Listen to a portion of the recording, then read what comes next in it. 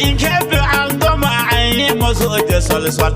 An gama aske bani. Wanda mai sun yi kokari sun yi makansa kwalkwal.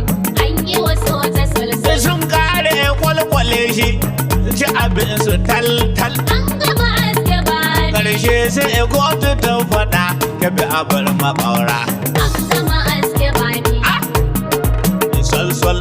Kotun koli ma Kebbi kai aka bai wa gaura. Yo mun yi cumu-cumu da su sai suka fara tsalle. An gama aske bani. Sunan wani tangarin mu wai shi aka ce da kwali. An yi wa SOJA Sai Solsol. mun dauki uban zane jiha sai muka ba su kyalle. An gama aske Sun bani. dosa man da muku a bar mu da mu da ƙaura. An gama aske bani. Ai SOJA Solsol. Kotun koli ma Kebbi kai aka bai wa gaura.